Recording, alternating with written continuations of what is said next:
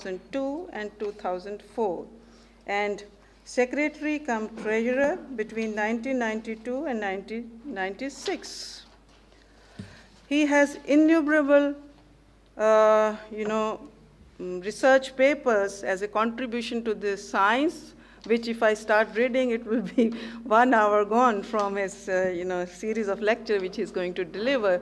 So I think I should not be saying more because he is in front of you. You are going to listen to him, and you are going to see how lucky we are to have him here. So welcome, Professor Johns, once again. So I hand over the mic to Dr. Pullinger.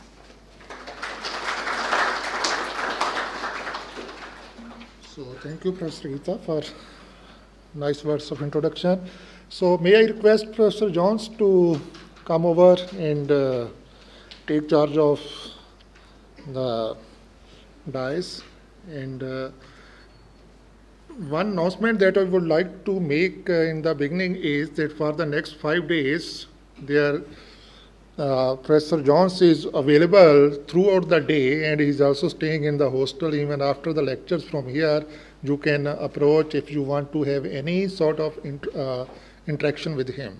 So besides this series of lectures, if you have any other problem regarding the organic chemistry, you are free to discuss. Professor Johns, please.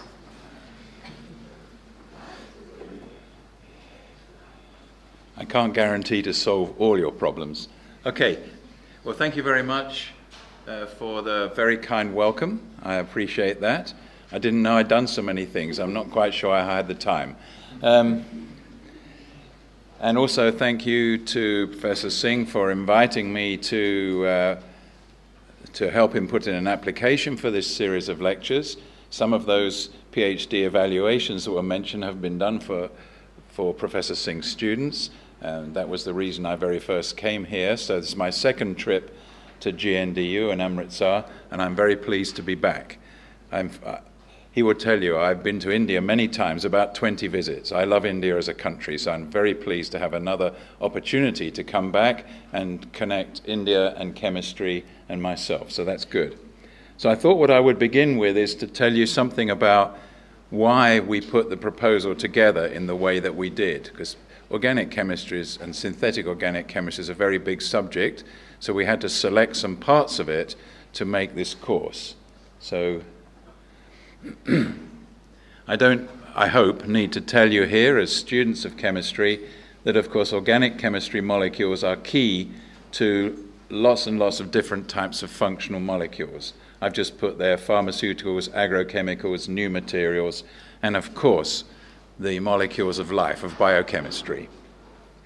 So we need to be able to make new molecules and new structural types for all sorts of applications and for advances in healthcare and so on.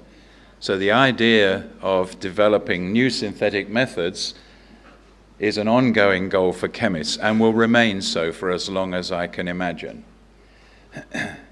But when you look at synthetic methods, most of organic synthesis and organic mechanism relies on reactions of electron-rich species, which we call nucleophiles, nucleus-loving species, with electron-deficient partners, that is, molecules that are deficient in electrons and are seeking them from somewhere else, to form new carbon-carbon bonds by things that I will call polar, or not quite ionic, but polar processes.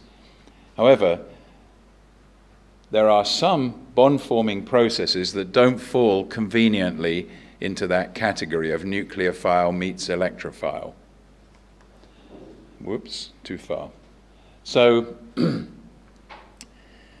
we decided that that would be the subject of this course this week, and I've picked out, find the right button, I've picked out some things that don't fit into the electrophile, nucleophile category. One of these would be, so there are 3 topics that we will deal with during this week. Electron rearrangements with frontier molecular orbital control, that I'll describe in the next 2 days, what are known as pericyclic reactions. The second topic will be reactive intermediates, So benzene or arynes in general, carbenes and radicals that don't fit neatly into the electrophile nucleophile category. And finally, something which has been very strongly developed in the last 20 or so years, and that is organometallic reagents, coupling reactions, metathesis and so on, which depend on catalytic cycles where conventional nucleophile-electrophile interactions don't mean so much. So this course is designed to look at those three areas. So this is the structure of it. There will be altogether 13 lectures in 3 groups. At the end of each group of lectures, I'm proposing a tutorial, or you might call that a workshop, where we look at some problems, and I hope that will be interactive with you students sitting in the audience. And I believe I'm obliged to give you a test at the end of the week. So don't think of doing too much on Friday afternoon. Okay, so that's the course structure. The course timetable will look something like this. Today we are, I hope, Monday the 19th, although I'm still a bit jet lagged, but I think that's where we are. So we will do the first 4 lectures on pericyclic reactions today, finish that group of 5 tomorrow, and then have a tutorial session. That'll be the morning. In the afternoon, I think another lecture beginning the reactive intermediates group. That'll be continued on, concluded on Wednesday with a tutorial as well to follow. Thursday and Friday we'll deal with the organometallic reagents. There'll be a tutorial to finish, and then finally a test. I decided not to call it examination because I think test looks a little bit less threatening than examination. And then I believe Professor Singh wishes that we distribute certificates on Saturday morning. I believe that's correct. Okay, so that's the overall structure of the course. I think that's the end of that group of slides. So now I go to the other one, which is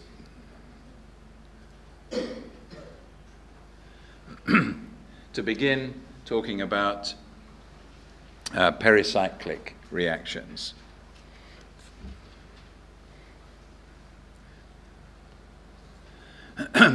So to break that down a little bit further, this is how I plan to divide it. So this first lecture or so we'll look at introduction, which probably will take a little bit longer than I planned, but anyway, introduction to pericyclic reactions, so what that term means, pericyclic reaction types, and something about the molecular orbital way of looking at that, because it doesn't fit neatly into electrophile nucleophile, but we can start explaining it with molecular orbital treatments and the FMO, frontier molecular orbital concept. Then the second session this morning will be about 4+2 cycloadditions, focusing on the Diels-Alder reaction and features of that. Then some 4+2 cycloadditions this afternoon, the 1,3 dipolar cycloaddition, and as was mentioned in the introduction, that's something that's been quite close to my research interests in the last decade or so. Excuse me, that shouldn't happen. Then we'll look at some 2+2 photocycloadditions and electrocyclic reactions. I'll explain what terms like electrocyclic mean in just a moment.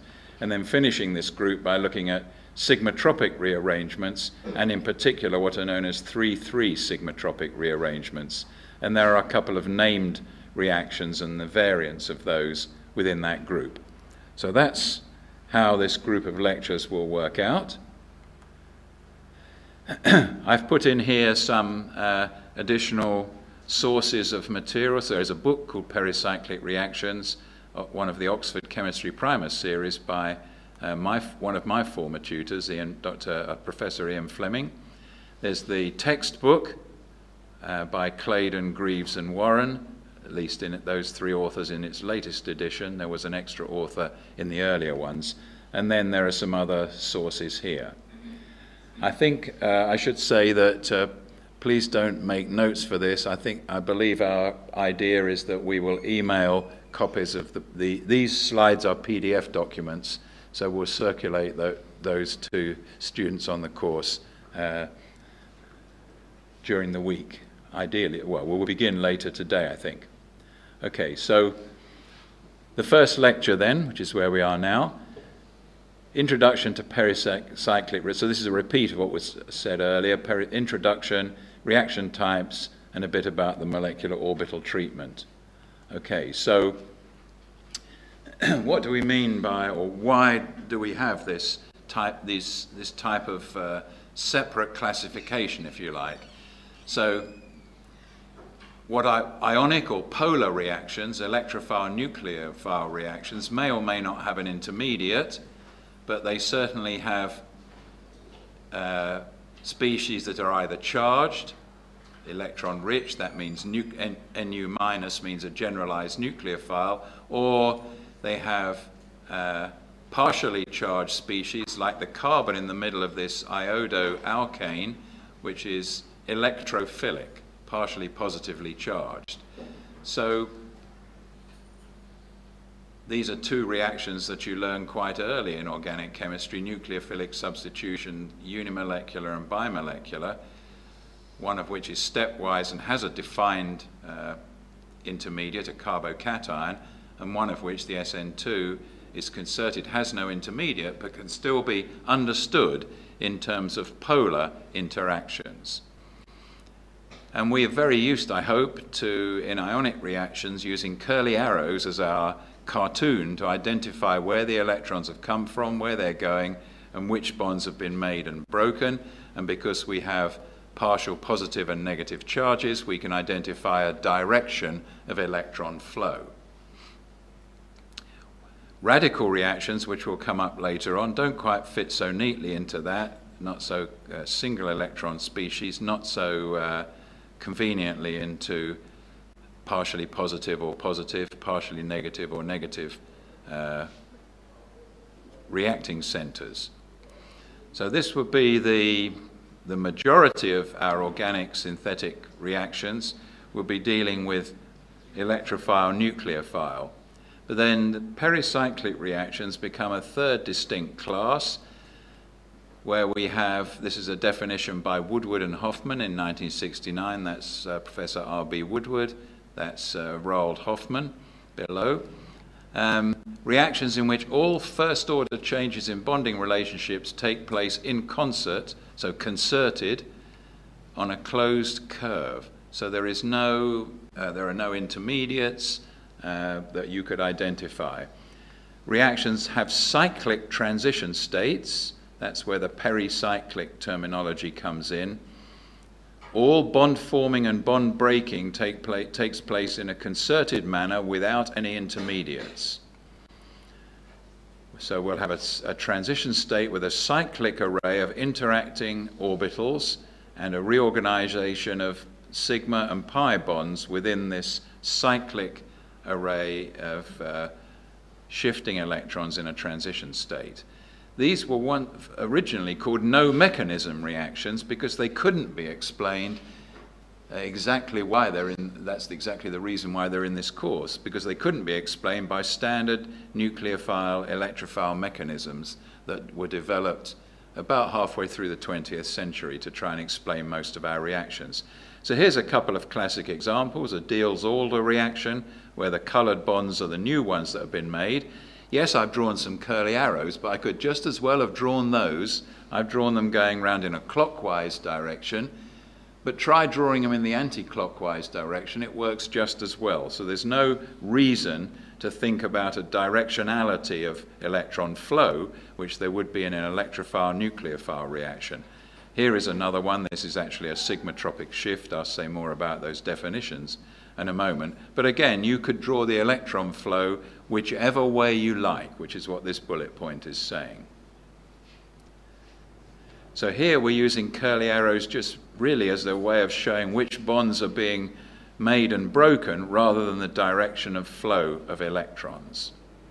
Or you may be wondering who this, so if that's Woodward, that's Hoffman, this is Fukui, who developed a lot of the frontier molecular orbital stuff that I will come on to a little bit later on. So we've got this class of reactions where we can't use partial positives or positives, partial negatives or negatives in terms of charges to kind of understand what's going on. So we need a little bit more. We need to have some kind of orbital treatment. So what are the definitions within that group? So cycloadditions, I used that terminology already, I think, in my synopsis of what we're going to do. Two components come together to form a new ring and two new sigma bonds. So two new sigma bonds to form a ring. So, okay, that Diels order reaction I had on the previous slide would fit that. Two new sigma bonds. Of course, the two new sigma bonds are coming by the loss of two pi bonds in this case. Here's a 1,3 dipolar cycloaddition. Again, two new sigma bonds with loss of some pi bonding. There are cheletropic reactions. We won't say too much about that because they're not so useful in synthesis. Are a subclass of cycloadditions, and it's two sigma bonds being made or broken to the same atom. And here I'm showing a breakdown of a ring by losing a sigma bond here and here to produce a small fragment, carbon monoxide in this case. And what's driving this in the ring breaking rather than ring forming reaction is clearly the stability of the benzene system. So cycloadditions, the next major class is electrocyclic reactions. These are unimolecular reactions, so that not two components like in cycloaddition, but one component, characterized by the formation of a ring from an open chain conjugated system with a sigma bond forming across the ends of that chain. So here would have hexatriene going to cyclohexadiene, and this is the new bond here in color. You could imagine the same thing happening with a butadiene going to a cyclobutene. In fact, that one goes in reverse because of the relief of ring strain. So actually that makes another general point, that pericyclic reactions, you must always consider them as potentially reversible, and here it's going the opposite way to ring forming. It's going to ring opening because of relief of ring strain. But the same principle, an open chain conjugated system in on one side of the transformation, on the other side a ring system with a new sigma bond in it. So cycloadditions, electrocyclic reactions, that leaves one, I hope, if it'll go, yeah, one major class to look at, and that's sigmatropic rearrangements. So this is again a unimolecular process, or type of process, an isomerization involving formally no change between sigma and pi bonds, but a sigma bond moving from one place in a system to another. So here is a 3,3 sigmatropic shift. So the colored bond here ends up here, and I've shown the curly arrows. Again, you could draw them in the opposite direction, as with all pericyclic reactions. I hope you can just about see the numbers here. If you start at the numbering from the two ends of the bond that's going to break, and number until you reach the two atoms that are going to be joined in the new bond, then that's a 3, that's 1, 2, 3, 1, 2, 3, between the two ends of the breaking bond and the two ends of the forming bond. So that's why it's called a 3,3 sigmatropic rearrangement, sometimes 3,3 sigmatropic shift. And there are some examples here, a cope rearrangement, which is an all-carbon system, an oxygen in the backbone is a Claisen rearrangement, and so on. You can get hydrogen shifts this way as well, and I'll come in more detail to these when we get to the later lectures in this group. There's some other things at the bottom here which I will skip over for the moment. So cycloadditions, electrocyclic reactions, and sigmatropic rearrangements.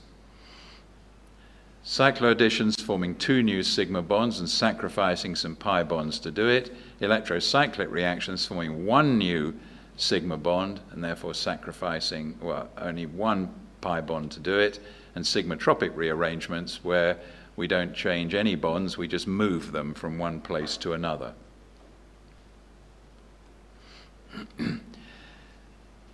why do we bother? Why do we need a theory to understand these? Well, what we need to understand is why this one, a diene plus an alkene, will work, whereas this one, which is an alkene plus an alkene, under heating conditions, won't work. We need to understand, in this case, the ring opening of a cyclobutene, why we get one E double bond and one Z double bond in the product. Why, when we close this E triene, do we end up with a cyclohexadiene with the two methyl groups on the same side? That's a stereospecific reaction. And the same thing here. Why does this 1,5 shift work where thermally, whereas a 1,7 shift doesn't work thermally, and so on? So there are some things about the molecular frameworks and the stereochemistry that means we do need some more specific understanding of the mechanism. Before we can do that, we need to think about how you can draw molecular orbitals of conjugated systems. So let's say we take a p orbital, which is what's going to make up our conjugated pi systems, and we have two of them in an alkene. Then, of course, we have two combinations, the bonding and the anti-bonding combination. And in ethene, or a simple alkene, we put all our electrons in here because we only have two, sorry, not all our electrons, all our pi electrons in here. If you go to an allyl system, you will have 3. If you go to a butadiene system, you'll have 4 combinations of those p orbitals to make pi systems. So here's butadiene. Here is all the p orbitals in phase, continuous overlap. Here is where there is one node between adjacent p orbitals, and that looks a little bit like the two isolated pi bonds as we conventionally with lines draw a diene. Then we have two anti-bonding combinations. We've added, instead of one node between p orbitals here, we've added another one. So we've got 2 nodes and then 3 nodes, so that's no overlaps at all. But these are anti-bonding orbitals and are not normally occupied. And then you can extend this through 5 p orbitals in line through to hexatriene and so on. So there is a continuous way of building up these to find all the pi-type energy levels. So if we start, and the key point here is that you end up with the same number of energy levels as p orbitals, or orbitals, but in this case p orbitals you start with. So a hexatriene, you might draw it as in one structure, but it has 3 bonding pi orbitals and 3 anti-bonding pi orbitals, which are not occupied in normal circumstances.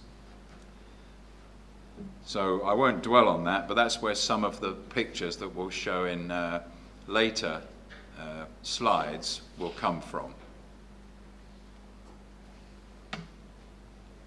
Now again, I don't want to dwell on this, but in these systems, the contribution from each orbital at each center is not the same.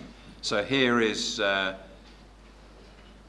hexatriene, and it looks, the way I've drawn this picture, as if all of these p orbitals are the same size. In other words, as if all of their contributions to the overall molecular orbital are identical. Well, they're not.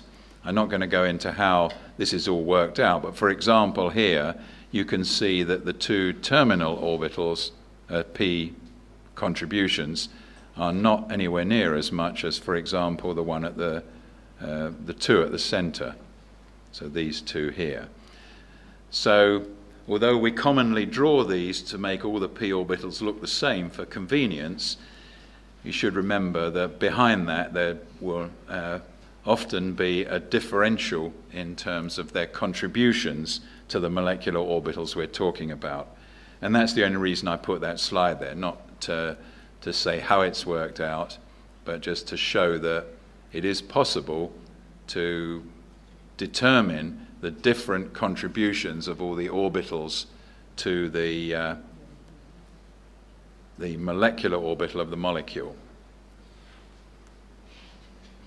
But there is a sort of easy way of remembering how to put together some of the key molecular orbitals.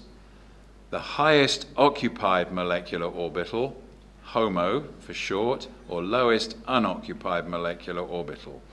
So the easy one there is the highest occupied molecular orbital, the HOMO of, by neutral I mean uncharged polyenes, is easy to draw because you pretend that it looks like the isolated double bonds, as if there's no overlap. So here is octatetraene, and the highest occupied molecular orbital is just a pair, then a node, then another pair of overlapping p orbitals, then another node, then another pair, and so on. And that is as if it was 4 isolated, independent pi bonds. Now there is, of course, some overlap between the pi bonds, but that's the way of easily, without having to remember them, to easily constructing the highest occupied of the pi orbitals.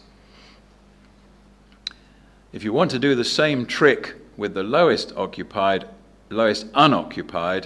LUMO for uncharged polyenes, then you put an isolated p orbital at one end and an isolated p orbital at the other end, and then pair up the ones in between. So this is a nice, easy cartoon way of remembering which ones, or how to draw those two.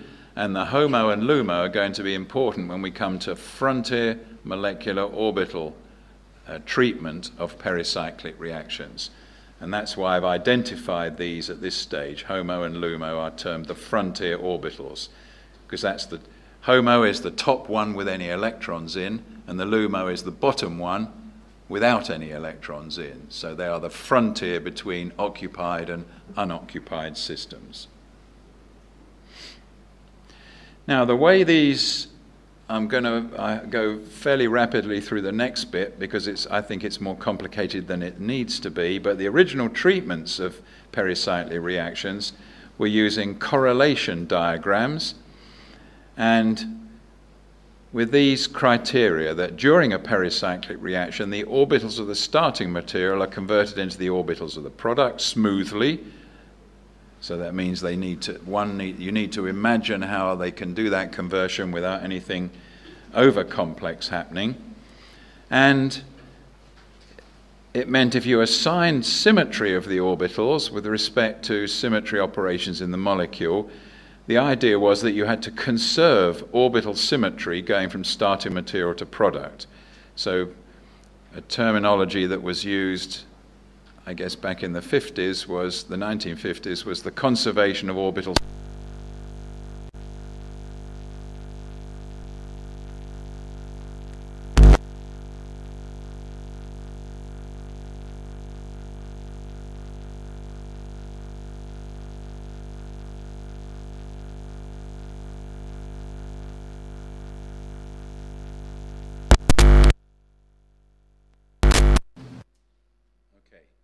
Hopefully the technology is still all right.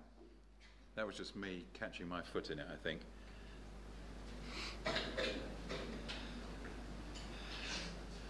And so the earliest treatments used so-called correlation diagrams. So I'll just whiz through this because I'm not going to use this way of doing it in future. So you drew the bare bones of a reaction by drawing the curly arrows. You identified the orbitals you're in. You imagine them coming together so that the geometry wasn't crazy of the two approaching each other.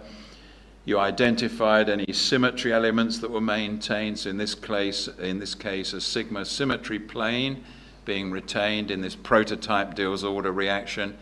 You could rank the orbitals by energy. So this is trying to rank all the orbitals involved. Construct a diagram connecting orbitals of the starting materials with those closest in energy of the same symmetry. So here's a symmetric anti-bonding orbital connected to another one there, whereas, because that's the closest it can find, there's an anti-symmetric to anti-symmetric correlation, etc. And yes, there's nothing wrong with that. That theory worked until something more easily handled by simple-minded people like me was developed. But you can imagine doing that for every reaction you're trying to do. It becomes complicated. So these full orbital correlation diagrams, there's nothing wrong with them, but personally, I can't remember them. They're too complicated for me.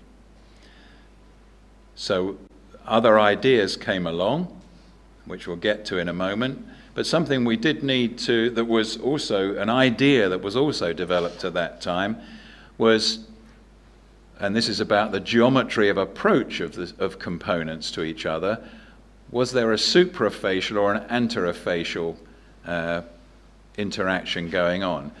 So suprafacial is where bond formation occurs at each end of a system on the same face. So if you've got a pi system, if a bond is forming on the top side, as I've drawn it, at one end, suprafacial would have it forming on the top side at the other end as well. Whereas anterofacial would mean you're joining one end at the top and the other end at the bottom. Of course, it could be both at the bottom and the other way around in the anterofacial, but same side or same face of the system, opposite face. When I say face, because pi systems are essentially planar. You can do the same thing for sigma bonds. Suprafacial would be where the two components in the or two bits of the sigma bond are being on the same side are being used to form new bonds. These curly blue lines are just meant to mean where the new bond is forming from. Anterofacial will be where you take, for it in a CH bond, here's the sort of H component of the orbital, and here's the back end of the sp3 hybrid orbital that the carbon is contributing. So that would be anterofacial. So this kind of definition was needed for a classification, a generation of rules to go with those correlation diagrams.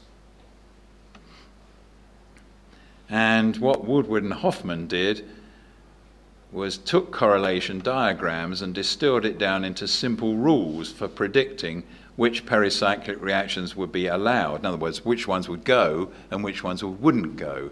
Like I showed earlier on, there were some 4+2 cycloadditions would work thermally, 2+2s wouldn't work thermally. Why? So what they stated, the Woodward-Hoffman rules, can be stated in this way. Ground state pericyclic reaction is symmetry allowed, in other words allowed, when the total number of 4q plus 2, so that would be 2, 6, 10 electrons, and 4 multiples of 4 electrons, Q and R is kind of random choices of letters really, so that would be 0, 4, 8, 12 electrons and so on. So if the total number of 4q plus 2 suprafacial and 4r anterofacial components was odd, then that would be thermally allowed. In other words, going from the ground state, so just putting in energy thermally. If it was photochemically allowed, in other words, going from the first electronically excited state, then they would be allowed if 4q plus 2 suprafacial and 4r anterofacial components added up to an even number of components. Well, okay, this is less complicated than correlation diagrams, but it derives from correlation diagrams. But even this, I think, is more complicated than is necessary. And there is a sequence. I'll just do it for the Diels-Alder reaction to show how to apply these rules. Draw a curly arrow mechanism, identify the components. Well, we know in a Diels-Alder reaction that's going to be a diene and a dienophile, or a 4-pi and a 2-pi component. draw a convincing 3D orbital diagram to show that overlap, label the components as super or anterofacial, then add up according to and see which of these two groups it falls into. So just to show how that can be applied in the Diels-Alder reaction here. So there's our curly arrow mechanism. Identifying the components, that's easy. The two pi bonds here and the pi bond in the alkene, the diene and the dienophile. Convincing 3D orbital diagram with a plausible way of approaching. Here's, okay, a diene and an alkene, two planar species approaching flat to flat. That seems reasonable. Yeah, it doesn't seem to be geometrically tricky. And of course, if you do that, then it's logical to think that the two bonds are forming from the bottoms. If you draw the diene above the alkene, then the new sigma bonds are forming from the bottom here to the top there, bottom here to the top there.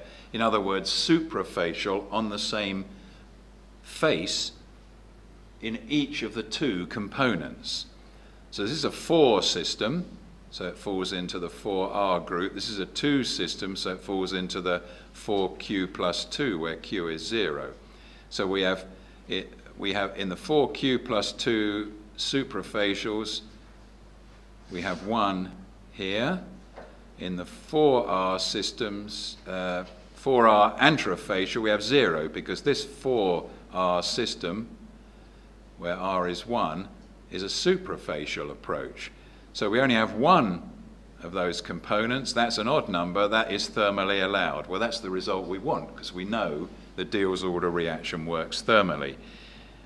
You could do it the other way up and so on, but you get the same result however you try and do it. So that shows in outline how you would apply the so-called Woodward-Hoffmann rules to pericyclic, or to a 1 pericyclic reaction. I've done it again there for a 2 plus 2, but I'm not going to go into that.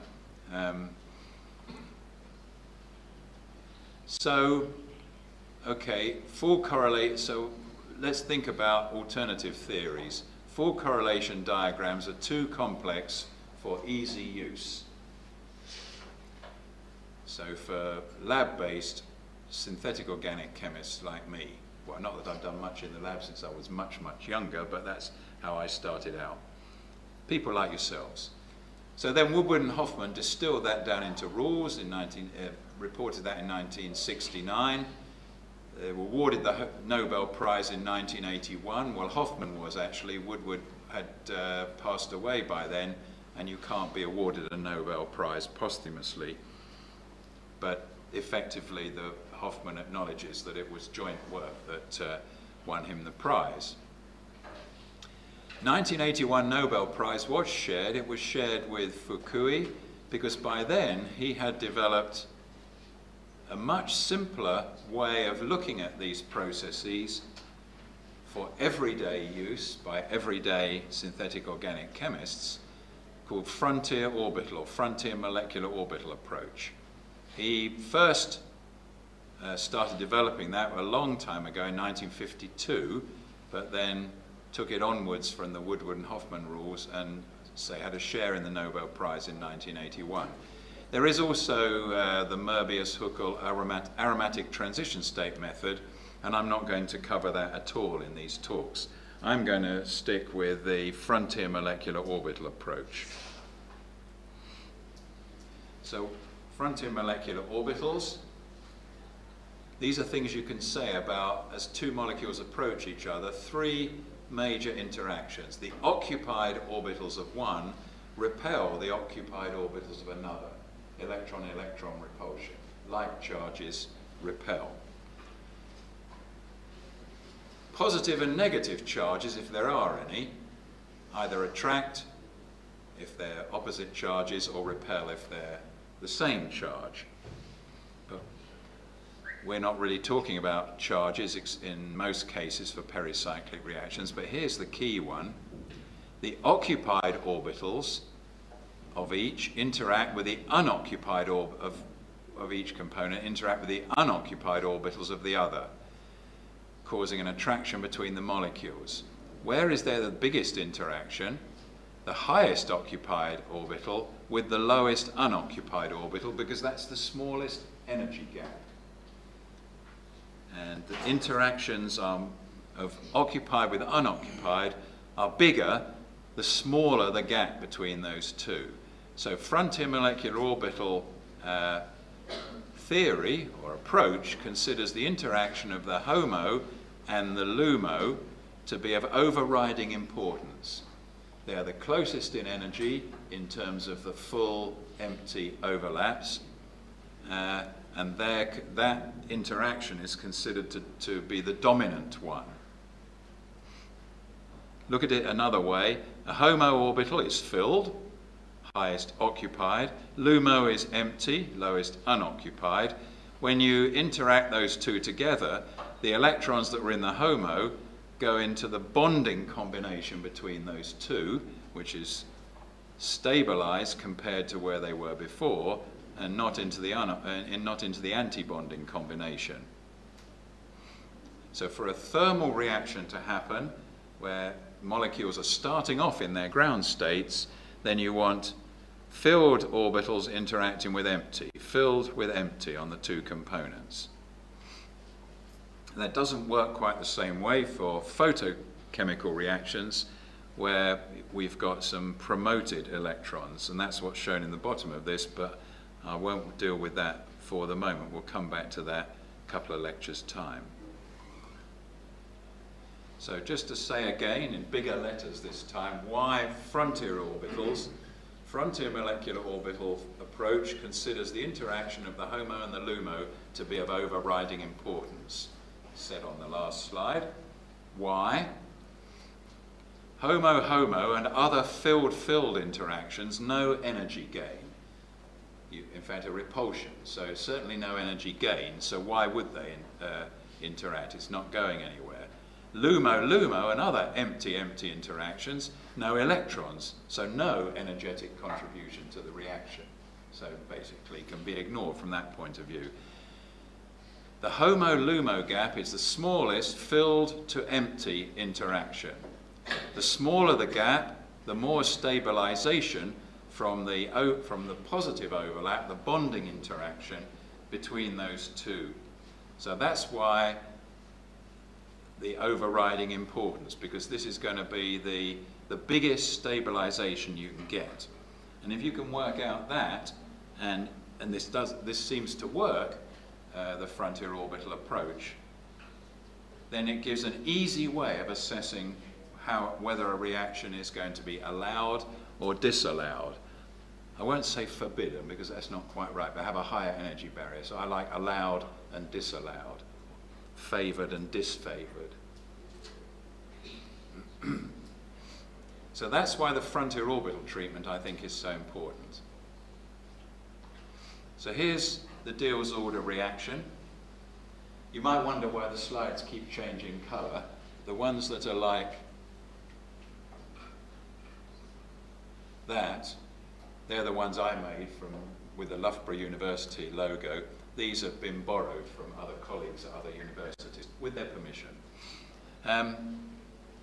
So the frontier orbital approach, how do we apply it? You have to work out what is the HOMO and what is the LUMO in each of the components, and have a look at how they interact. So you haven't got to do a full correlation diagram, you've just got to look at maximum of two interactions. You could call them correlations, but interactions. So it's very simple to apply to reactions with two obvious components like cycloadditions. It's more tricky to do it in sigmatropic reactions, where you're just moving a bond around. But we'll see how you can make it work, and we'll see how that happens when I come in more detail to sigmatropic reactions. So what do? You draw a curly arrow mechanism, just like you do with any of these. You've got to work out what's going on, what's involved. So, of course, there's a simple prototype Diels-Alder reaction with its curly arrows drawn to show you its two pi bonds on one component interacting with one pi bond on another component. You assign a single HOMO, a single LUMO to the reaction, draw a convincing 3D orbital diagram. Well, okay, we had to do that in the Woodward-Hoffmann, so that is the same. Check to see if there's constructive overlap, if they're overlapping properly. Okay, let's try that for the Diels order reaction. If we put the HOMO on the diene, it's a conjugated system, so the HOMO looks like two isolated double bonds. Thinking back to that cartoon way of how you draw the HOMO. The LUMO of the dienophile is just the antibonding pi orbital, so that's pi star of any old pi bond. So you draw it. You draw a reasonable approach between the two. That's convincing 3D. That's exactly as we drew before. And then you look and you say, and of course shaded and unshaded on these is arbitrary, but once you've done it you can see, okay, there's two unshaded lobes, that's a good interaction. Two shaded lobes, same phase of the wave function is what the two shaded lobes means. That looks like a good interaction as well. So it's a constructive or good overlap. Okay? That means the reaction should work. But I arbitrarily put the HOMO on the diene, on the LUMO on the dienophile. What if I'd chosen it the other way round? LUMO on the diene, well, if you go one orbital up in butadiene, this is what you get. An a single p orbital at one end, then a pair, then a single one at the other end. That again fits into the cartoon of how to draw these orbitals. The HOMO of an alkene is easy. That's the pi bonding orbital. Draw them, choose your shading and unshading correctly, and there we've got two constructive overlaps. Surprise, surprise, it works. It must do. We know what the result's going to be. So the theory is producing the right result, so it's an acceptable theory for the time being. That's a reminder of how it was with the Woodward-Hoffmann approach. But I'm going to use this frontier orbital approach from now on. How am I doing? Getting close. Oops. That might be the last. Okay, so actually I have got through that in the time I hoped.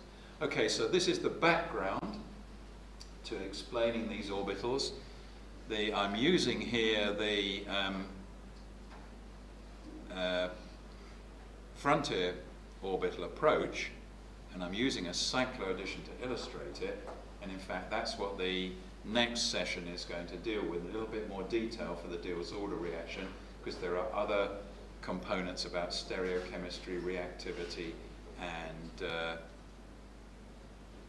substituent effects that we need to look at in a little bit more detail to go with this kind of basic picture in this prototype reaction. So that's all for this first session. Thanks very much.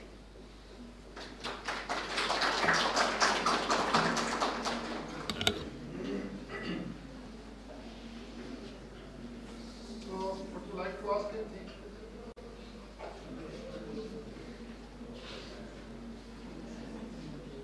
Any query?